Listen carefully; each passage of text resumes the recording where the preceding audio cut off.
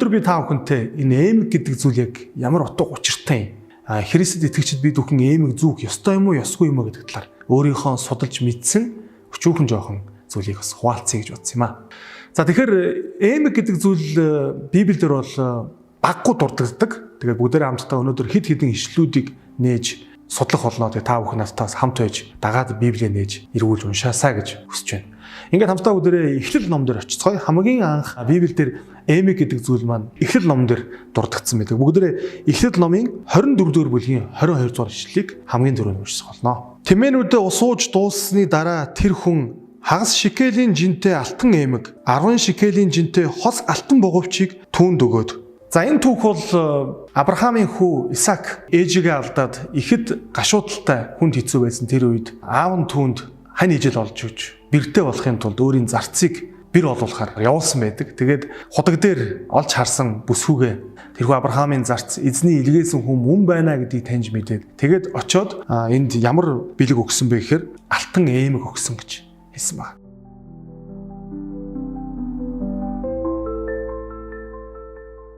Хэрэв бид бүхэн 52, 53 дугаар ишлэлийг унших юм бол энэ бүлгийнхаа Авраамийн зарц тэдний үгийг сонсоод газарт бүхийн эзэнд мөргөөд алт мөнгөн эрдэнэс хувцас хундар гаргаж Ребекад өгөв. Тэр түүний ах болон ээжд нь бас үнэт зүйлс барьжээ. За ингээд Авраамийн зарц өөрийнхөө эзнийхээ хүүхдэд бэр гуйж ирэх ёстой. Тэр даалгавраа амжилттай биелүүлээд тэгээд авч явсан бэлэг дурсгалаа. Инж болох зүйлсээ хадмын талдаа өгсөн байна. За ингээд бид бүхэн хамгийн анх Библиэлд энэ эмэг гэдэг зүйлтэй тааралдаж, тохиолдож байгаа түүх бол энд гарч байгаа. За мөн бидний сайн мэдих Яаковын түүхэн дээр эмэг гардаг. Бүгдээрээ Эхлэл номын 35-ын 4-р ишлэлийг уншицгаая. Тэд гартаа байсан хамаг харийн бурхад чихэндээ байсан эмгүүдээ Яаковд өгчээ. Яаков тэдгээрийг нь Шихемийн ойролцох царс модны доор болваа. За энэ бол Яаков өөрийнхөө эзэмшлийн хүмүүстэй хамт амьдардаг тэрхүү ард иргэдтэйгээ цуг айл гэрийнхэнтэйгээ цуг Шихемээс Бетел рүү явах ийм шийдвэр гаргаад тэгээд явахынхаа өмнө ард иргэд бүгдээрээ усанд орж бүгд хувцас солиод тэгээд бас нэг хийсэн үйлдэл нь байсан бэхээр өөрсөдөө байсан бүхий л харийн бурхтаа за мөн жихэндээ байсан эмэгнүүдээ аваад Яаковд өгч Яаков тэдгэрийг нь модны ёроолд булсан гэж хэлсэн байна.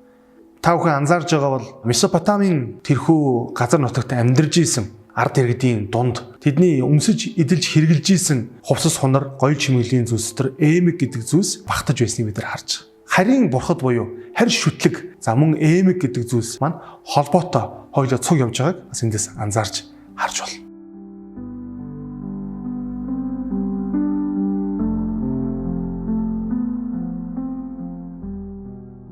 За мөн Египтээс гарсан номон дээр эмэг дахин дурддагддаг. Хамтдаа бүгдээрээ Египтээс гарсан номынхоо 32-ын 2-оос 4-р ишлэгийг уншицгаая.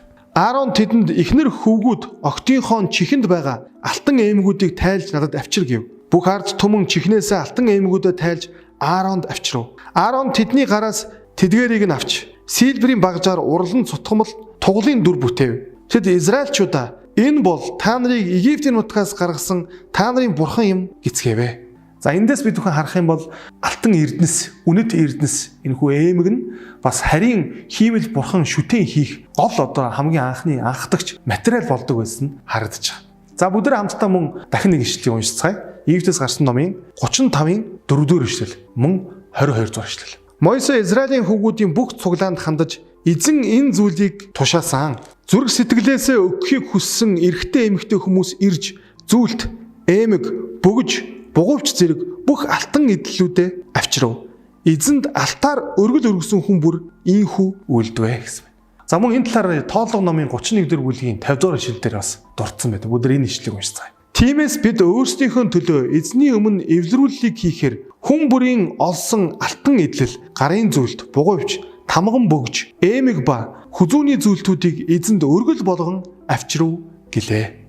Мойсе ард иргэдийг өөрсдөө байгаа бүхий л алтан үнэт эрдэнэс эмэг бөгжнүүд эзний өргөнд авчир гэж хэлсэн байна. За одоо бүгдээрээ хамтдаа шүүгчд ном дээр очицгаая. Хамтдаа шүүгчд номын 8 дугаар бүлгийн 24-өөс 26 дугаар ишлэл дээрээс уншицгаая. Тэгээд Гидеон тэднээс та нараас нэгэн зүйлийг хүсье. Хүн бүр өөрийн ол зомгоос эмэгнүүдийг авч надад өгөх түн гэв. Алагдсан хүмүүс нь Ишмаил хүмүүс байсан тул алтан эмэг зүүдэг байваа. За эндээс харах юм бол Гидеон дайн тулаандаа ялсныхаа дараа бүхий л ард иргэдийг цуглуулад тэгээд та нар цуглуулсан, олзож авсан тэрхүү үнэт эдлэл хэрэгсэл дотроос алтан ээмэгнүүдийг надад авчираа гэж хэлсэн байна. Тэрхүү цуглуулсан ээмгүүдээрээ нийлүүлээд тэр алтуудыг хайлуулж тэгээд эфод хийж бүтээсэн гэж. За эфод гэж юу вэ гэхээр Библиэлд гардаг энэ бол тахилчийн өмсдөг, хувцсан дээр зүүдэг алтан зүйлт юм байна. За гэтэл үүнийг нь ард иргэд тэр дундаа Израильчууд үеийн үед одоо шүтэж мөргөж залбирдаг болоод за мөн Гидеон болон түүний гэрийнхэн энэхүү үйлдэлээрээ занганд орсон гэж Библиэлд хэлсэн байна шүү дээ. За ингээд бид бүхэн хэрвээ Эхлэл ном Иглээс гарсан зам шүүгч номыг судлах юм бол Израильчуудын эргэн тойронд амьдарч исэн харь үндэстнүүд тэдний бурхад, тэдний шүтэн шүтлэгт эмэг гэдэг зүйл маш төдхөө оролцдог байсан баг. Израильчууд үүнийг нь аялдан дагаж өөрсдөө ч гэсэн эмэг зүүдэг болсон. За мөн хэрэгэлдэг болсон. Мөн дайн тулаандаа ялсныхаа дараа олз ашиг цуглуулахдаа тэдгээр дотроос асар их хэмжээний алтан эмэгнүүд байдаг байсан гэж гарч ирж байна. За тэгэхээр бид бүхэн Израильчууд их дайн тулаанд ялж үнэт эдлэл алтан мөнгийг их цуглуулснаасаа болоод түүндээ бүдэрч ямар нөхцөл байдалд хүрсэн бэ гэдгийг бүгдээ Изекэл ном дээрээс судалж болно. Изекэл номын 16 дугаар бүлгийн 12 дугаар ишлэгийг одоо бүгдээ уншина. Хамарт чинь гарих хийж, чихэнд чинь эмэг зүүн, толгой дээр чинь үзэсгэлэнт тэтмийг тавив. Тэгэхээр Изекэл номын 16 дугаар бүлэг бол Изекэлээр дамжуулан Бурхан Иерусалимд хандаж сануулсан, тэднийг бас зэмлсэн ийм бүлэг. Тэгээд энэ бүлэг дээр бид бүхэн уншаад үзэх юм бол Бурхан Иерусалимыг үндэстнүүдийн дотроос өргөж, ямар гайхалтайгаар ивэж, тэднийг алдрын тэтмээр хувцлаж, тэднийг ямар гайхалтай нэр алдартай болгосон бэ гэдгийг энд зүйрлэж хэлсэн байдаг. Зүйрлэлийнх нь гол санаа нь хүнийг ингээд хамгийн гоё хувцсаар хувцлаад, хамгийн сайхан эмэг зүйлтүүдийг зүүлгээд, хамгийн гайхалтай, яг л хаан адил, хааны хувцс, хааны нүмерэг, хааны тэтэм ямар гайхалтай харагддаг вүлээ.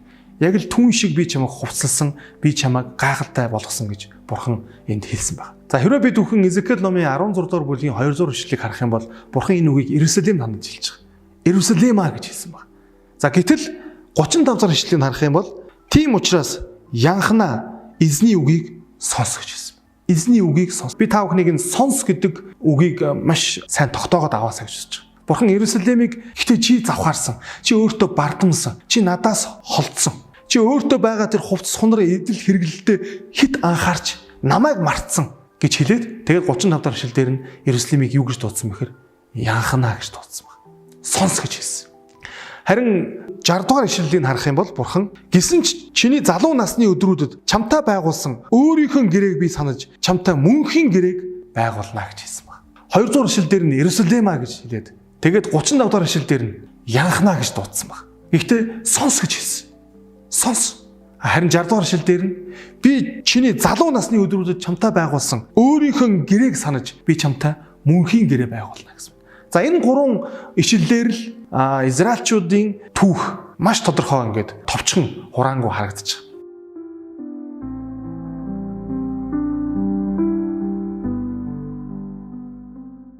Яг энэ саяны болсон үйл явдлыг Хосей номон дээр дүрсэлж хэлсэн байна. Өдөр Хосей номын 2 дугаар бүлгийн 13 дугаар ишлэлийг уншицгаая. Бас баалуудын өдрүүдийн төлөө би түүнийг шийтгэх болно. Тэрээр тэдгээрт дахил өргөж эмэг эрднэр өөрийгөө гойж чимэн нууц амаргуудаа даган явсаар намайг мартсан гэж эзэн тунхаглаж байна.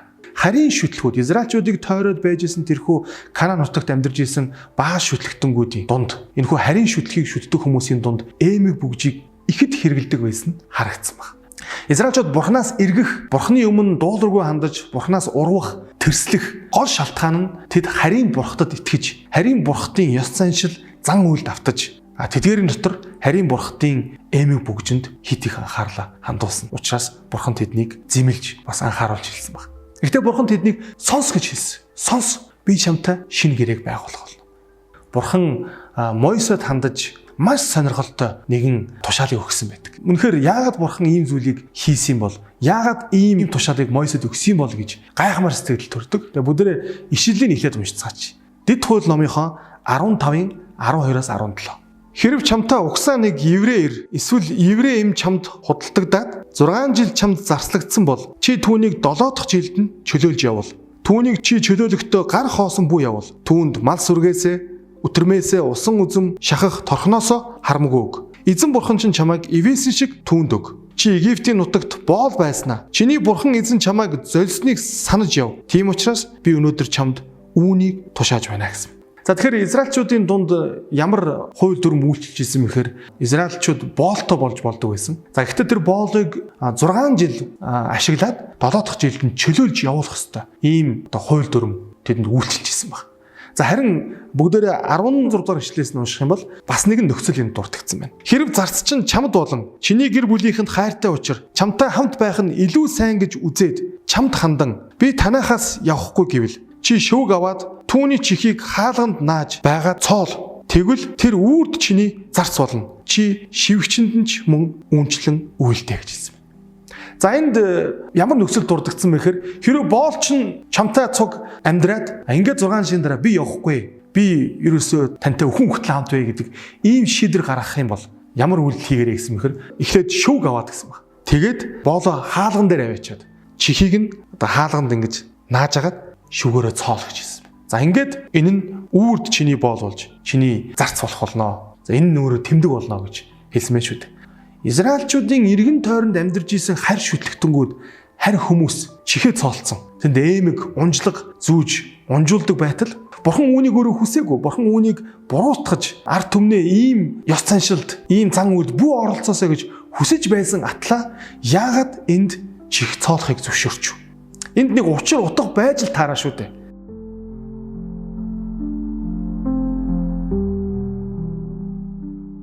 Бүгдээ энэ талаар бас Египтээс гарсан номын 21-ийн 2 дугаар ишил, 5 дугаар ишил, за мөн 6 дугаар ишлээс уншицгаая. Хэрв чи еврей боол худалдан авбал тэр 6 жил зарагдах ёстой. Харин 7 дахь жилдээ тэр хөлс мөнгө төлөлгүйгээр чөлөөлөгдөнө. Хэрв боол би эзэндээ болон эхнэр хүүхдүүддээ хайртай би чөлөөлөгдөж явахгүй гэж үнэхээр хэлбэл эзэн түүнийг бурхны өмнө авч очоод дараа нь түүнийг хаалга эсвэл хатвчанд аваач. Эзэн түүний чихийг шүгээр цоолж тэр насан турш эзэндээ үйлчлэх ёстой гэсэн. За энд бас гайхалтайгаар яг ижилхэн тушаалыг Египтээс гарсан номон дээр дурдсан байгаа. За ямар тач энэ бол израильчуудын дунд мөрдөгддөг байсан. Тэрхүү зан үйл бас ёслол байсан байгаа. Хэрвээ израильчуудын дотроос чихээ цоолцсон хэн нэгэн явж байх юм бол хараад энэ эзэндээ үрд өхөн хөтлөө боол байхаар тангар горгосон. Өөрөө сонголтоор шийдвэр гаргасан ийм хүн байна гэдгийг таньж мэдэж болдог байсан баг. За тэгэхээр бүгдээрээ хамтдаа яг энэ ёс заншлын, яг энэ тушаалын жинхэнэ утга санааг яг одоо ойлгоцгоо.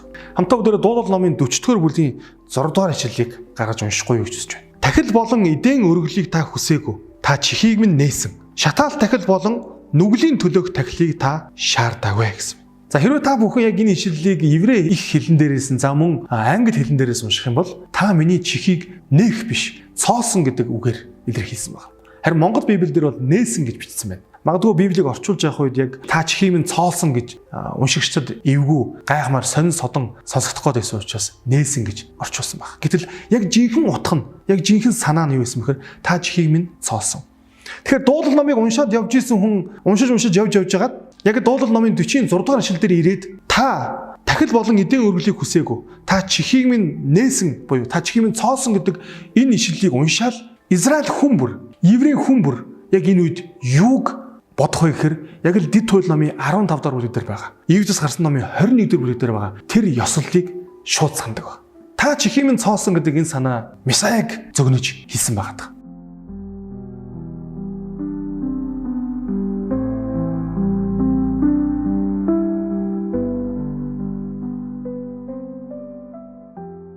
Хэрвээ бид зөвхөн Филиппой номын 2 дугаар бүлгийн 6-аас 7 дугаар ишлэлийг унших юм бол Илч Паул Филиппой хотынд Есүсийг дүрсэлж өгүүлэхдээ энд маш гайхалтай дүрслэлийг өгүүлсэн байдаг. Өнөөдрийн ишлэлийг уншицгаая. Тэрээр хэдийгээр Бурхны мөн чанараар оршин байсан боловч Бурхантай тэгш байх явдлыг өөртөө хадгалах зүйл гэж үзсэнгүй.